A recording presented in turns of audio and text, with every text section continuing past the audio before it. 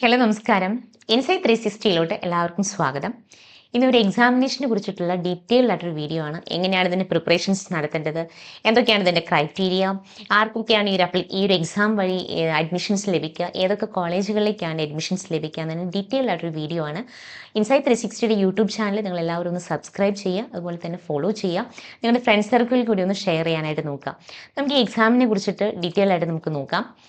കീം എന്ന് പറയുന്ന എക്സാം, അതായത് Kerala professional entrance examination system, കേരളത്തിലെ എഞ്ചിനീയറിംഗ് അല്ലെങ്കിൽ ഫാർമസി, അതുപോലെ തന്നെ മെഡിക്കൽ അനുബന്ധ റിലേറ്റഡ് ആയിട്ടുള്ള എല്ലാ കോഴ്സുകളിലേക്കുള്ള പ്രവേശനത്തിനായിട്ട് മാനദണ്ഡമാക്കുന്ന ഒരു സുപ്രധാന സംസ്ഥാനതല പ്രവേശന പ്രക്രിയയാണ് കീം എക്സാമിനേഷൻ എന്ന് പറയുന്നത്. ഇതിൻ്റെ അഡ്മിഷൻ പ്രോസസ്സ് എന്ന് പറയുന്നത് കേരളത്തിലെ വിവിധ എഞ്ചിനീയറിംഗ് കോളേജുകളിലെ, അതായത് ഗവൺമെൻറ് എഞ്ചിനീയറിംഗ് കോളേജുകളാവാം, പ്രൈവറ്റ് എഞ്ചിനീയറിംഗ് കോളേജുകൾ, അതുപോലെ തന്നെ സെൽഫ് ഫിനാൻസ് എഞ്ചിനീയറിംഗ് കോളേജുകൾ, ഇവിടെയെല്ലാം നമ്മൾ അഡ്മിഷൻ കിട്ടുന്നതിനായിട്ട് ഈ സ്റ്റേറ്റ് ലെവൽ എക്സാമിനേഷനാണ് കീം എന്ന് പറയുന്നത്. അപ്പം ഈ ഒരു എക്സാമിലൂടെ മാത്രമാണ് നമുക്ക് ഈ പറയുന്ന സ്ഥലങ്ങളിലേക്കെല്ലാം അഡ്മിഷൻസ് ലഭിക്കുക. അപ്പം ഇതിൻ്റെ പ്രവേശന പരീക്ഷ കമ്മീഷണറുടെ മേൽനോട്ടത്തിൽ വർഷം തോറും നടത്തുന്ന ഈ സംവിധാനം നമുക്കറിയാം, ഉന്നത വിദ്യാഭ്യാസം നേടാൻ ആഗ്രഹിക്കുന്ന എല്ലാ വിദ്യാർത്ഥികൾക്കും അവരുടെ പ്രൊഫഷണൽ സ്വപ്നങ്ങളിലേക്കുള്ള ആദ്യത്തെ ഒരു ചുവടുവെപ്പാണിത്. ഇപ്പോൾ കീം എന്നത് ഒരു എഞ്ചിനീയറിംഗ് ഫാർമസി കോഴ്സുകൾക്കായിട്ടുള്ള പ്രവേശന പരീക്ഷയും മറ്റ് മെഡിക്കൽ അല്ലെങ്കിൽ ആർക്കിടെക്ചറൽ കോഴ്സുകൾക്കായിട്ടുള്ള കേന്ദ്രീകൃത കൗൺസിലിംഗ് പ്രക്രിയയും ഉൾപ്പെടുന്ന ഒരു സമഗ്രമായിട്ടുള്ള ഒരു പ്രവേശന സംവിധാനമാണിത്. ഈ ഒരു പ്രക്രിയ കഴിവുള്ള വിദ്യാർത്ഥികൾക്ക് അവരുടെ മെറിറ്റ് അടിസ്ഥാനത്തിൽ കേരളത്തിലെ മികച്ച സ്ഥാപനങ്ങളിൽ സീറ്റ് ഉറപ്പിക്കാനായിട്ട് സഹായകമാക്കുന്ന ഒരു പ്രൊസീജിയർ കൂടിയാണ് ഈ കീം എന്ന് പറയുന്ന എക്സാമിനേഷൻ. നിങ്ങളുടെ വിദ്യാഭ്യാസ യാത്രയിലെ എല്ലാ എൻട്രൻസ് പരീക്ഷാ തയ്യാറെടുപ്പുകൾക്കും, സ്കോളർഷിപ്പ് ആപ്ലിക്കേഷൻസുകൾക്കും, അപേക്ഷാ നടപടികൾക്കും, കരിയർ ഗൈഡൻസിനും ഇത്തരത്തിലുള്ള എല്ലാ ന്യൂ അപ്ഡേഷൻസിനുമായിട്ട് നിങ്ങളുടെ സ്വന്തം ഇൻസൈറ്റ് 360 മൊബൈൽ ആപ്പ് ഇപ്പോൾ തന്നെ നിങ്ങൾക്ക് ഡൗൺലോഡ് ചെയ്യാം. ഇതിലൂടെ നിങ്ങൾക്ക് എല്ലാ അപ്ഡേഷൻസും കറക്റ്റായിട്ട് നിങ്ങൾക്ക് അപ്ഡേറ്റ് ചെയ്യാം. ആപ്ലിക്കേഷൻ ഓപ്പണിംഗ് ടൈമിൽ സിംഗിൾ ക്ലിക്കിൽ തന്നെ നിങ്ങൾക്ക് ഇതിൻ്റെ ആപ്ലിക്കേഷൻ മൂവ് ചെയ്യാൻ പറ്റും. ഇനി കീം പരീക്ഷാ സംവിധാനത്തെക്കുറിച്ചിട്ടുള്ള സുപ്രധാന വിവരങ്ങൾ നമുക്ക് എന്തൊക്കെയാണെന്ന് നോക്കാം. കീം പ്രവേശന പ്രക്രിയ എന്ന് പറയുന്നത് പ്രധാനമായിട്ടും 2 വിഭാഗങ്ങളായിട്ടാണ് തരംതിരിച്ചിരിക്കുന്നത്.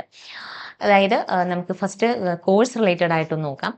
അതായത് എഞ്ചിനീയറിംഗ്, അതായത് ബിടെക് അല്ലെങ്കിൽ ഫാർമസി, ബി.ഫാം റിലേറ്റഡ് ആയിട്ടുള്ള കോഴ്സുകൾക്ക് കീമിൻ്റെ CBT മോഡലുള്ള എക്സാം നിങ്ങൾ അറ്റൻഡ് ചെയ്യണം. അതുപോലെ കീമിൻ്റെ സ്കോറിനും +2 മാർക്കിനും, അതായത് 50 to 50 വെയിറ്റേജ് കൊടുത്തിട്ടാണ് ഇവർ നോക്കുന്നത്. അതുപോലെ തന്നെ മെഡിക്കൽ അനുബന്ധമായിട്ടുള്ള കോഴ്സുകളാണെങ്കിൽ ഇപ്പോൾ MBBS, BDS, അതുപോലെ AYUSH, agri, veterinary department, fisheries, ഈ പറയുന്ന ഏരിയാസുകളിലൊക്കെ ആണെങ്കിൽ നമുക്ക് നീറ്റ് UG സ്കോർ വഴിയുള്ള കീം കൗൺസിലിംഗ് മെത്തേഡ് ആയിരിക്കും വരിക. അപ്പം നീറ്റിൻ്റെ റാങ്ക് മാത്രമായിരിക്കും അവിടെ കൺസിഡർ ചെയ്യുന്നത്. പ്ലസ് നമ്മുടെ കേരളത്തിൽ കിട്ടുകയാണെങ്കിൽ നമ്മൾ കീമും കൂടി രജിസ്റ്റർ ചെയ്യേണ്ടതായിട്ടുണ്ട്. ഇനി ആർക്കിടെക്ചർ അല്ലെങ്കിൽ BArch റിലേറ്റഡ് ആയിട്ടുള്ള കോഴ്സുകളാണെങ്കിൽ NITയുടെ, അതായത് നാറ്റിൻ്റെ സ്കോർ വഴികളാണ് കീമിൻ്റെ കൗൺസിലിംഗ് നടക്കുക. അപ്പോൾ നാറ്റ് റാങ്കിങ് ആണ് അവിടെ പ്രിഫറൻസ് കൊടുക്കുന്നിട്ടുണ്ടാവുക. അതുപോലെ തന്നെ എഞ്ചിനീയറിംഗ് പരീക്ഷ പ്രവേശന രീതികൾ എന്ന് പറയുമ്പോൾ എഞ്ചിനീയറിംഗ് കോഴ്സുകളിലേക്ക് അപേക്ഷിക്കുന്നവർക്ക് മാത്രമാണ് കീമിൻ്റെ പ്രവേശന പരീക്ഷ ബാധകമായിട്ട് വരുന്നത്. ഇതൊരു CBT മോഡൽ എക്സാം ആണെന്ന് പറഞ്ഞു. അതുപോലെ ഫിസിക്സ്, കെമിസ്ട്രി, മാത്തമാറ്റിക്സ് റിലേറ്റഡ് ആയിട്ടുള്ള അതിൽ നിന്നായിരിക്കും മെയിൻലി ടോപ്പിക്സുകൾ ഉണ്ടാവുക. അതുപോലെ നമ്പർ ഓഫ് ക്വസ്റ്റ്യൻസ് എന്ന് പറയുന്നത് ആകെ 150 ചോദ്യങ്ങളാണ് ഉണ്ടാവുക. അതായത് മാത്തമാറ്റിക്സിന് 75 ക്വസ്റ്റ്യൻസ്, ഫിസിക്സിന് 45 ക്വസ്റ്റ്യൻസ്, കെമിസ്ട്രിന്ന് 30 ക്വസ്റ്റ്യൻസ്, അങ്ങനെയാണ് വരിക. ഇതിൻ്റെ എക്സാം ഡ്യൂറേഷൻ എന്ന് പറയുന്നത് 180 മിനിറ്റ്, അതായത് 3 മണിക്കൂറാണ് എക്സാം ഡ്യൂറേഷൻ ഉണ്ടാവുക. ഇനി ഓരോ ശരി ഉത്തരത്തിനും നിങ്ങൾക്ക് 4 മാർക്ക് വെച്ചിട്ടായിരിക്കും അച്ചീവ് ചെയ്യുക. നിങ്ങളുടെ റോങ് ആൻസേഴ്സിന് ഒരു നെഗറ്റീവ് മാർക്കും പോകും. ഇനി B.Pharm മാത്രമാണ് നിങ്ങൾ എഴുതാൻ എക്സ്പെക്ട് ചെയ്യുന്നതെങ്കിൽ ഫിസിക്സ് 45 മാർക്കുള്ള ക്വസ്റ്റ്യൻസ്, കെമിസ്ട്രി 30 എന്നീ ഭാഗങ്ങളിൽ നിന്ന് 75 ചോദ്യങ്ങൾ, 90 മിനിറ്റ്സ് ആയിരിക്കും നിങ്ങളുടെ എക്സാമിൻ്റെ ഡ്യൂറേഷൻ എന്ന് പറയുന്നത്. ഇനി യോഗ്യതാ മാനദണ്ഡങ്ങൾ, കീം എക്സാം എഴുതാനുള്ള എലിജിബിലിറ്റി എന്താണെന്ന് നമുക്ക് നോക്കാം. അതിൻ്റെ ഏജ് റിക്വയർമെൻ്റ് എന്ന് പറഞ്ഞാൽ ഒരു കുറഞ്ഞ പ്രായം 2026 ഡിസംബർ 31 നിങ്ങൾക്ക് ഒരു 17 വയസ്സ് പൂർത്തിയായവർക്ക് മാത്രമാണ് ഈ ഒരു എക്സാം, കീമിൻ്റെ എക്സാം എഴുതാനായിട്ട് അർഹതയുള്ളൂ. കുറഞ്ഞ പ്രായപരിധികളിൽ ഇതിന് ഇളവുകൾ അനുവദനീയമല്ല എന്നുള്ളതാണ് മെയിനായിട്ടുള്ളൊരു കാര്യം. ഇനി കൂടിയ പ്രായപരിധി, കീം 2026 അപേക്ഷിക്കാൻ ഉയർന്ന ഒരു പ്രായപരിധി ഇതുവരെ അങ്ങനെ ഒരു തീരുമാനം ഉണ്ടായിട്ടില്ല. അപ്പം നിങ്ങൾക്ക് ഏതൊരു ഏജ് ലിമിറ്റ് ഉള്ളവർക്കാണെങ്കിലും അറ്റൻഡ് ചെയ്യാവുന്നതാണ് എഞ്ചിനീയറിങ്ങിനായിട്ട്. അതുപോലെ ഇതിൻ്റെ നാഷണൽ ക്രൈറ്റീരിയ എന്ന് പറഞ്ഞാൽ ദേശീയ തല മാനദണ്ഡങ്ങൾ എന്തൊക്കെയാണെന്ന് വെച്ചാൽ ഒരു ഇന്ത്യൻ പൗരനായിരിക്കണം എന്നുള്ളത് കമ്പൽസറിയാണ്. ഇന്ത്യൻ പൗരന്മാർക്ക് മാത്രമാണ് കീം 2026 അപേക്ഷിക്കാനായിട്ട് അർഹതയുള്ളൂ. ഇന്ത്യൻ പൗരന്മാരെ അതായത് കേരളീയർ അല്ലെങ്കിൽ നോൺ കേരളീയർ എന്നിങ്ങനെ നമുക്ക് 2 വിഭാഗങ്ങളായിട്ട് തരം തിരിക്കാം.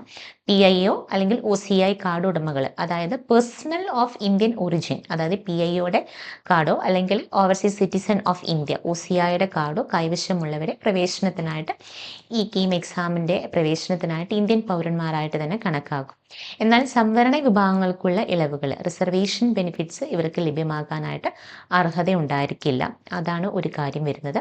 പിന്നെ കോഴ്സ് വൈസ് എഡ്യൂക്കേഷൻ ക്വാളിഫിക്കേഷൻസ്, വിവിധ കോഴ്സുകൾക്കായിട്ടുള്ള കീം യോഗ്യതാ മാനദണ്ഡങ്ങൾ എന്തെല്ലാമാണ്, അതിൻ്റെ ഡീറ്റെയിൽഡ് ആയിട്ടൊരു വീഡിയോ നെക്സ്റ്റ് പാർട്ട് 2 നമുക്ക് കാണാം. കാരണം ഈ ഒരു വീഡിയോ കുറച്ച് ലെങ്തിയാണ്. അപ്പോൾ അതിന് നമ്മൾ 2-3 പാർട്ടായിട്ടാണ് ഈ ഒരു വീഡിയോ നമ്മൾ ഉദ്ദേശിക്കുന്നത്. അപ്പോൾ സെക്കൻഡ് പാർട്ടിൽ നമുക്ക് കുറച്ചുകൂടി ഡീറ്റെയിൽഡ് ആയിട്ടുള്ള കാര്യങ്ങൾ നോക്കാം. നിങ്ങളുടെ ഡൗട്ട്സോ ക്ലാരിഫിക്കേഷൻസോ ഒക്കെ ഉണ്ടെങ്കിൽ നമുക്ക് ഇൻസൈറ്റ് 360യുടെ മെൻറ്റേഴ്സായിട്ട് ഡയറക്റ്റ്ലി നിങ്ങൾക്ക് കോൺടാക്ട് ചെയ്യാവുന്നതാണ്. നിങ്ങൾക്ക് ഈ ഒരു കീമിൻ്റെ ആപ്ലിക്കേഷൻ ഓപ്പണിംഗ് ടൈമിൽ ഇൻസൈറ്റ് 360 വഴി സിംഗിൾ ക്ലിക്കിൽ നിങ്ങൾക്ക് ഫോളോ ചെയ്യാം. നമ്മൾ തന്നെ ആപ്ലിക്കേഷൻസ് മൂവ് ചെയ്യാം. സ്ക്രീനിൽ കാണുന്ന ഈ നമ്പറിൽ ഡയറക്റ്റ്ലി നമുക്ക് കോൺടാക്ട് ചെയ്യാവുന്നതാണ്.